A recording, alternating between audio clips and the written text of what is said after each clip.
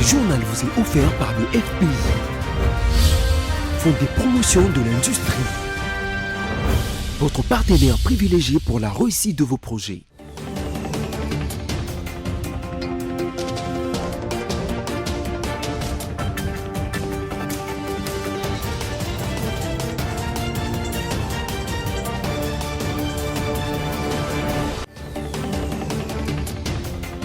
Bonsoir et bienvenue dans ce journal. Tout de suite, le sommaire.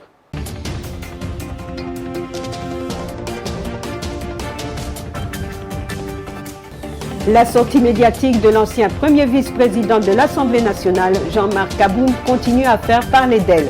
Cependant, au-delà de cette dernière, les attentes et les intérêts de la RDC devraient ne pas être négligés. Les journalistes de BSC TV ont bénéficié de la formation sur le leadership féminin dans les médias organisée par le JDH en collaboration avec l'UCOFEM. Ces dernières pourront ainsi promouvoir les droits de la femme à travers leur chaîne. Sport, les violons ne s'accordent pas entre Constant Omari et Donatien Chimanga à la base de la discorde des accusations réciproques de mégestion financière de la FECOFA. Bonsoir, un invité dans ce journal. Il s'agit de Maître Ferdinand Kambere, secrétaire permanent adjoint du PPRD. Ensemble, nous échangerons sur l'actualité de ces derniers jours.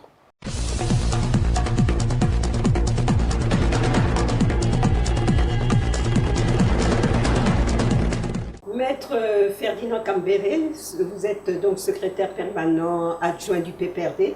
Avant toute chose, bonsoir et bienvenue sur ce plateau. Bonsoir Madame Bernadette. Voilà, donc aujourd'hui nous avons l'honneur de vous recevoir. Première question, nous avons l'impression que vous ne vous manifestez pas tellement ces derniers temps, surtout sur les médias. Y a-t-il une raison à cela? Bon, moi personnellement j'ai été absent pendant 5 mois. J'étais dans la traversée des déserts comme tout politicien. J'étais en prison à Makala pour des calomnies inutiles. Mais à la fin, on est maintenant là et on a commencé à se manifester. En tout cas, ça fait au moins maintenant 2 semaines que je suis dans les médias pour accompagner les autres communicants de notre parti et même de la famille politique dans l'ensemble, les FCC, pour participer au rétablissement de la vérité dans les processus politiques dans notre pays. Donc on est là. Nous rassurons certainement vos téléspectateurs aussi qu'on sera toujours là. Alors justement, comme vous évoquez le FCC, le PPRD aussi, est-ce qu'on peut connaître la santé actuelle, que ce soit du FCC, que ce soit du PPRD? En tout cas, et la santé non seulement du PPRD, la santé du FCC, ainsi que la santé de ses dirigeants, tout va bien. Tout va bien, l'autorité morale se porte bien. Quant au FCC, il est président national de notre parti, le Raïs Joseph Kabila Kabange. Tout le monde va bien, le secrétaire permanent Emmanuel Ramazani. Tout le monde va bien. Quel est votre avis par rapport à cette sortie médiatique de Jean-Marc Aboum? Est-ce que c'est normal que tout d'un coup, il se rallie à l'opposition? Les bancs de l'opposition est là pour tout le monde. Tous ceux qui émettent des avis contraires à la gestion du pays, comme acteurs politiques, ils se rangent dans l'opposition. Donc, ils sont les bienvenus sur ces bancs-là. Hier, on a suivi aussi comme tout le monde et on a fait ce constat. Et nous les saluons. Nous saluons ce courage parce que c'est quand même un courage exceptionnel. Vous étiez haut placé dans un régime et lorsque vous prenez conscience que les choses ne vont pas telles que vous attendiez et que vous soyez le premier à les dénoncer, je crois que sa place, c'est à l'opposition. Donc vous oubliez tout le passé parce qu'il a quand même été, disons, il a été un membre influent de l'UDPS. L'UDPS justement qui était votre opposition à l'époque. Et tout d'un coup, on oublie tout, on efface tout. Et donc vous l'accueillez en oubliant tout, de cette manière-là. Parce que Madame Bernadette, nous, notre leader, le Raïs Joseph Kabila Kabange, que nous avons pour modèle, que nous avons pour école, lui nous apprend que le combat politique n'est pas un combat d'individus, n'est pas un combat de personnes, mais c'est un combat d'idées, c'est un combat de vision, c'est un combat de programme. Dès lors que Kabound, lorsqu'il fait sa déclaration, à les suivants, nous le voyons qu'il se rallie déjà à un combat que nous avions commencé, que nous sommes en train de poursuivre. Non seulement dans le discours, mais surtout les termes choisis pour dénoncer ce qu'il a dit hier. Je crois qu'il s'est rallié déjà à ce combat-là de l'opposition aujourd'hui qui continue à dénoncer l'amateurisme au sommet de l'État, la gabegie financière, la légèreté dans la gestion des questions essentielles comme des questions de souveraineté, de la sauvegarde même des frontières de notre pays, de la promotion de la démocratie et des droits de l'homme dans notre pays. Je crois que quelqu'un qui se rallie, nous ne pouvons que l'encourager et le saluer. Et ne pas les voir comme la personne de Kabound. Non, nous voyons les combats dans lesquels il veut s'engager et nous saluons cela. Ce n'est pas tout le monde qui est capable de le faire. Donc vous êtes prêt à signer des alliances avec lui et par exemple s'il disait j'entre dans le FCC, il n'y aura pas... Les alliances, Madame Bernadette, c'est les alliances apolitiques ou ce qu'on appelle accords politiques. Dans les jeux politiques sont normaux, mais on les signe toujours avec des objectifs précis. Et leur exécution est toujours de bonne foi. Lorsque les acteurs ne sont plus de bonne foi, ce sont des alliances ou des accords qui se dénouent facilement. Donc, à ce stade d'ici, on ne peut pas parler déjà avec nous d'une quelconque alliance. Non, il n'y en a pas. C'est un acteur, on a fait que les constats, comme tout le monde. Et on a salué le courage, parce qu'il faut exprimer, c'est dans l'intérêt du pays, dans l'intérêt de notre République, que ce discours-là a été orienté. Nous ne pouvons que saluer. Je reviendrai donc à vous tout au long de ce journal. Commençons d'abord avec cette information. Une ébullition s'observe dans la sphère politique congolaise depuis la sortie médiatique de Jean-Marc Kabound le lundi dernier. La dialectique de ses propos ne devrait pas perdre de vue les attentes et les intérêts de la RDC et non des intérêts des politiciens. Une analyse de la rédaction faite à ce propos par Sami Bossongo. Comme on pouvait s'y attendre, la conférence de presse du lundi 18 juillet 2022 de Jean-Marc Kabound, l'ex-président ad intérim de l'UDPS, a donné lieu à des réactions croisées de la part des protagonistes de la faune politique congolaise. Si certains ont déploré le fait que Jean-Marc Kabound n'a pas accusé tout ce qu'il a dit alors qu'il se trouvait dans l'UDPS, ce qui discrédite tous ses propos et range son entreprise dans les camps de ceux qui ne jurent que par des règlements de comptes politiques, d'autres se réjouissent de ce que Jean-Marc Kabound a ouvert la boîte de Pandore, dévoilant des choses que les observateurs et analystes savaient et critiquaient depuis belle lurette. Mais les Congolais pratiques, eux, s'en tiennent aux avantages que l'État congolais, en tant que nation, institution et territoire, tire de ce pamphlet de l'ex-premier vice-président de la Chambre basse du Parlement congolais. Le peuple a appris des méfaits de la classe dirigeante et espère en apprendre davantage de ceux qui aspirent demain aux hautes fonctions du pays avec la réplique du compte de celui que Jean-Marc Kabound a battu en brèche. Ainsi, le mérite de la sortie médiatique de Kabound, qu'on l'accuse de violer une certaine éthique politique ou de vouloir se venger, sera de permettre les débats sur la vraie face de la classe dirigeante et politique congolaise. Vu ces défis géopolitiques, son retard en fait de développement durable, la RDC attend de sa classe politique qu'elle prenne la vraie mesure de ces réalités. Les Congolais attendent que leur politique relève les défis réels du pays au lieu de les distraire avec les stratégies politiques non républicaines d'une classe politique prédatrice. Revenons sur l'actualité avec les FARDC qui ont neutralisé 22 terroristes ADEF en l'espace d'une semaine dans le groupement Badavi-Lemba en chefferie de Walese Monkuntu au sud d'Irimou dans la province de l'Ituri. Plusieurs armes de l'ennemi ont été également récupérées par les éléments des FARDC lors de ces opérations. Suivez les détails avec Josué Kalamba.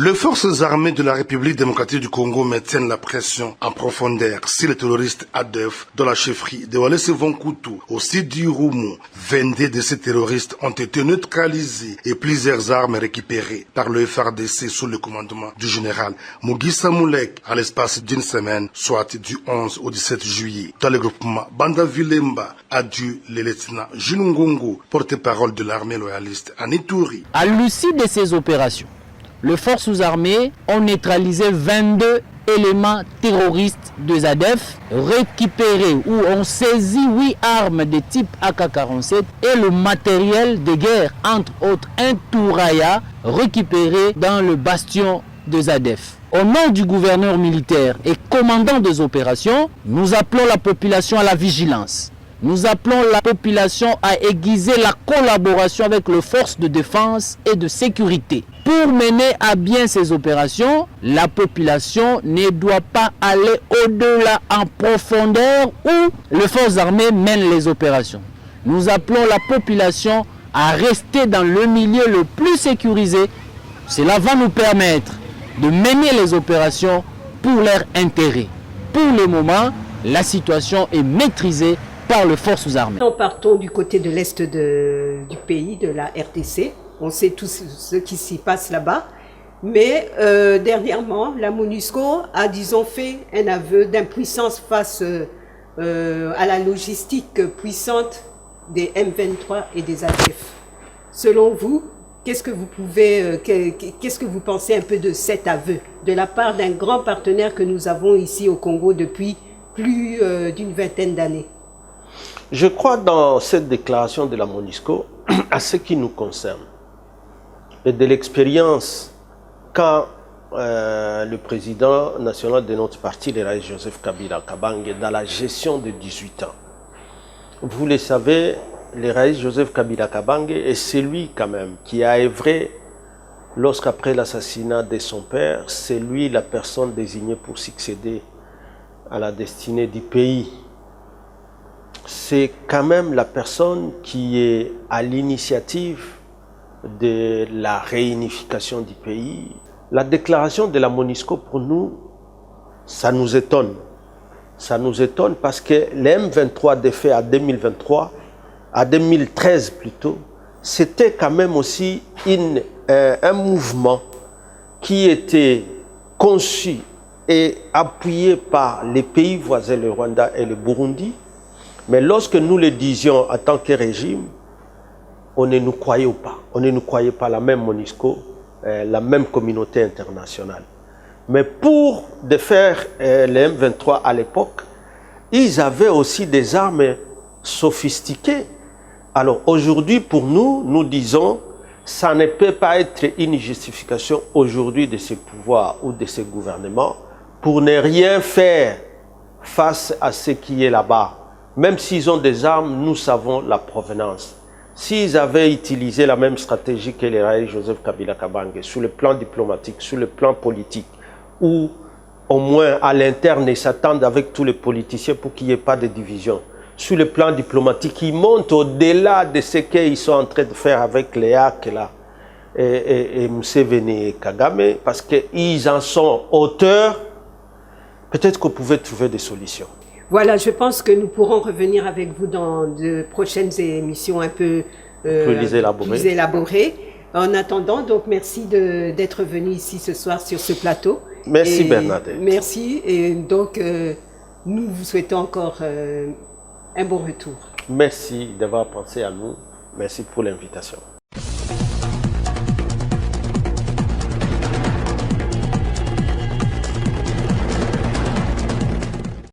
Autre chose, le leadership féminin dans les médias est le thème qui a réuni hier lundi dans un atelier de formation 17 femmes journalistes dans la salle de réunion du siège du journaliste pour les droits humains JDH RDC Canada situé à Gombe. Cette activité a été organisée par le JDH en collaboration avec l'Union congolaise des femmes des médias UCOFEM. Les journalistes de BSC TV étaient de la partie. Laetitia Wemba et Idriss Kalombo pour le résumé. Amener les femmes journalistes à actualiser leurs connaissances sur le leadership féminin et comment les mettre en valeur a été l'objectif principal de la formation, ainsi que s'inscrit dans la défense et la promotion des droits des femmes et des jeunes filles dans les médias. Les organisateurs JDH et l'ICOFEM, avec Rose Massala, sa directrice exécutive, le précisent. Nous remercions JDH qui est le partenaire qui nous fait toujours participer à tout ce qui touche à la situation des journalistes, surtout féminins. Parce que même s'il y a des hommes, chaque fois qu'il y a une formation ici, tout tourne autour du leadership féminin. C'est-à-dire que le monde doit comprendre que sans les femmes, les choses ne peuvent pas marcher. C'est comme ça que partout les femmes se trouvent. Il faut qu'on élève leur niveau à tout moment en ce qui concerne leur profession. Et ici on parle des journalistes. Pour les participantes, l'acquis de cette formation leur a permis de devenir capables de s'engager à améliorer davantage et à soutenir l'émergence de l'image des femmes leaders dans les médias. Un véhicule a été brûlé dimanche dernier sur la route poids lourd à Kingabwa à l'entrée d'un centre récréatif par un groupe d'individus désignés comme des motards communément appelés Wewa. Ceux-ci ont voulu venger l'un des leurs qui s'est violemment heurté contre la dite voiture réduite en centre par ces derniers. Ces faits désolants sont déplorés par une majorité de l'opinion à Kinshasa. Sami Bosongo pour le récit. Les transporteurs par moto d'Iwewa ont encore fait parler d'eux lorsque dimanche 17 juillet 2022, ils ont mis le feu sur une voiture conduite par une dame et ayant à son bord des enfants à l'entrée d'Aquasplash sur la route poids lourd à Kingabwa.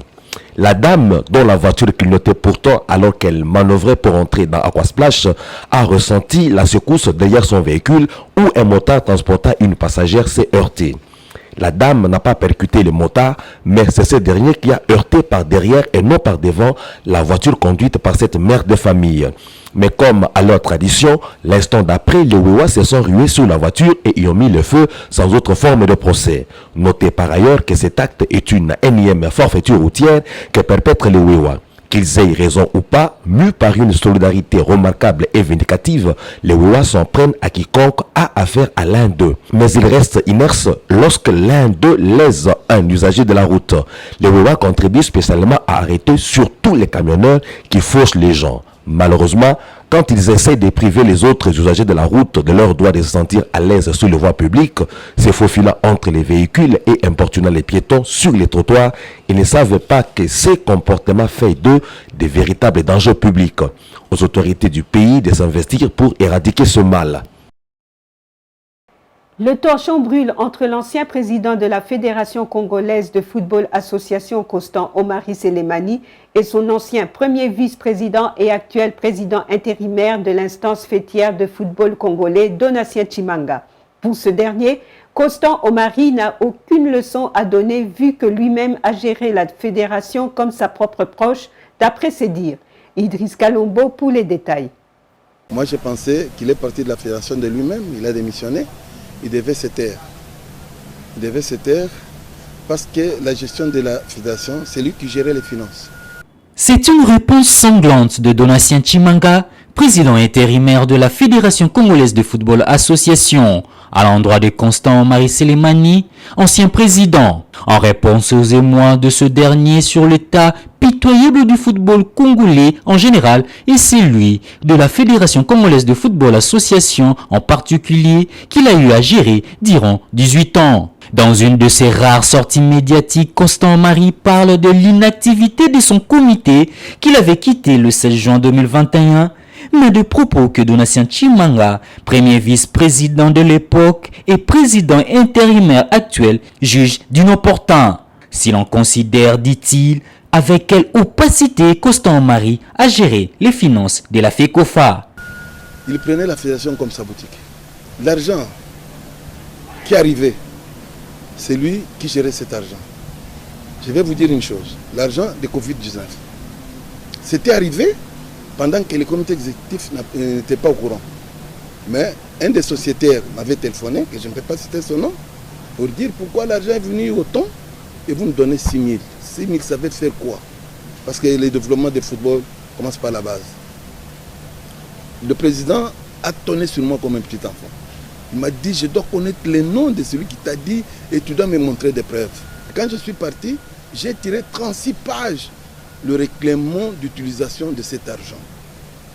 Dans le règlement, il y avait le personnel. Nous-mêmes, on était là. Et le reste qu'il devait faire aux sociétés partout où il devait donner. Et en me montrant, j'ai dit, président, ces documents allaient être présentés au comité exécutif. Je suis seul ici.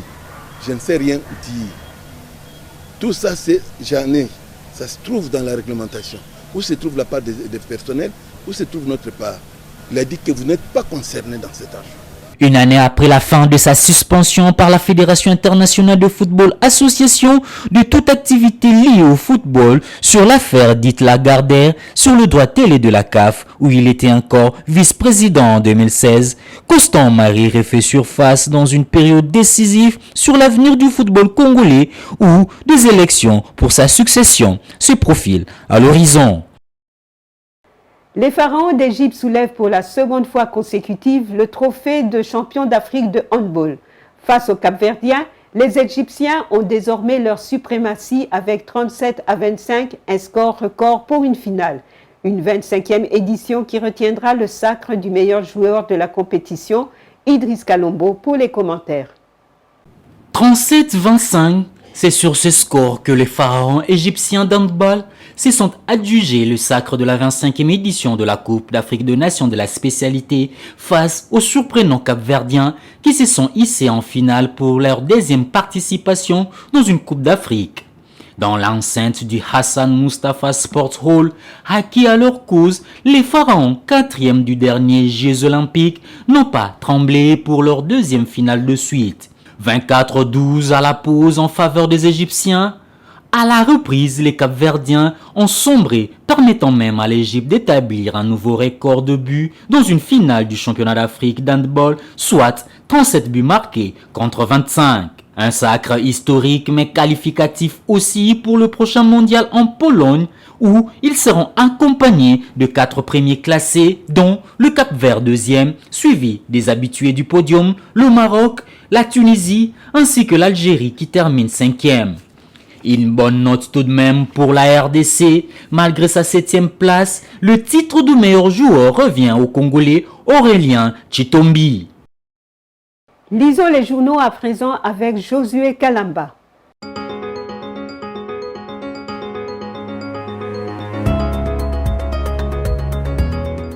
Bienvenue à la lecture de journaux parus en ligne ce mardi 19 juillet 2022. Commençons par ce titre de la radio Okapi, Patrick Mouyaya, il faut que le M23 retourne à ses positions initiales.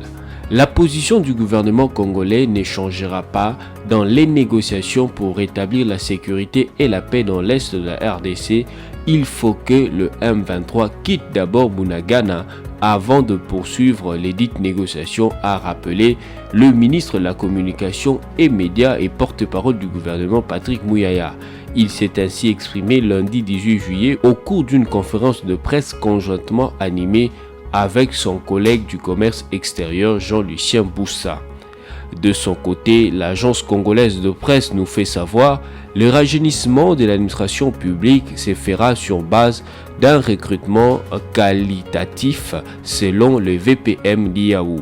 Le rajeunissement de l'administration publique se fera sur base d'un recrutement qualitatif et compétitif afin de donner une chance à tous les jeunes du pays, a déclaré à la presse à son arrivée samedi à l'aéroport de Bunia le vice-premier ministre, ministre en charge de la fonction publique, Jean-Pierre Liaou Eboa Kalo Okola.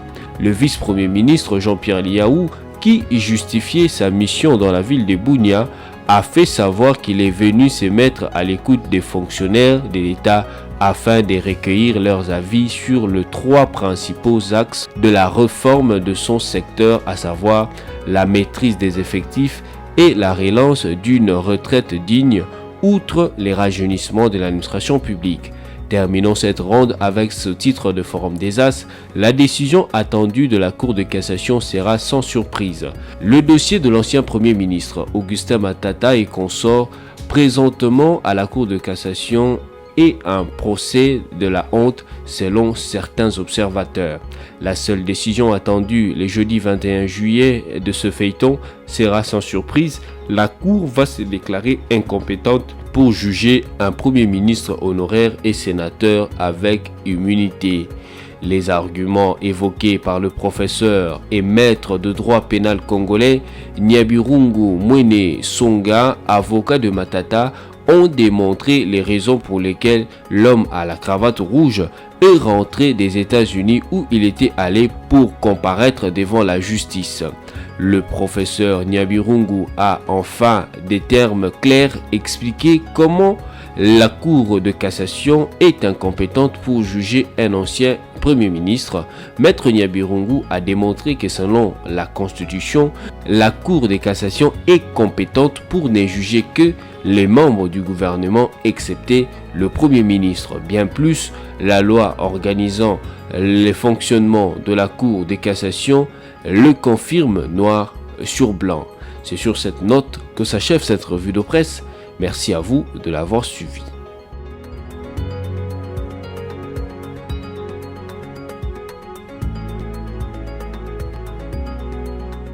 Pour ceux qui n'ont pas eu le temps de nous suivre, voici le rappel des titres.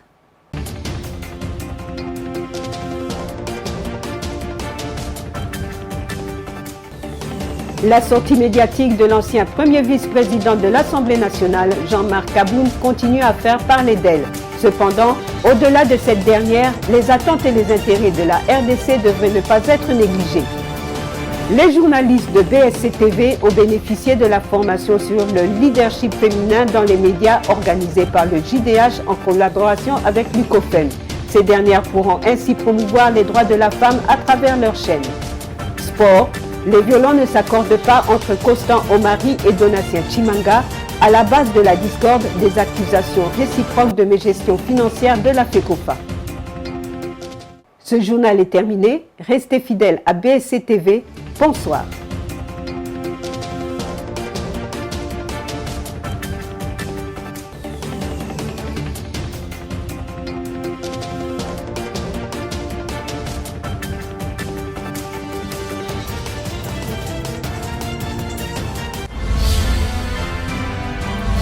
Ce journal vous a été offert par le FPI, Fonds des promotions de l'industrie, votre partenaire privilégié pour la réussite de vos projets.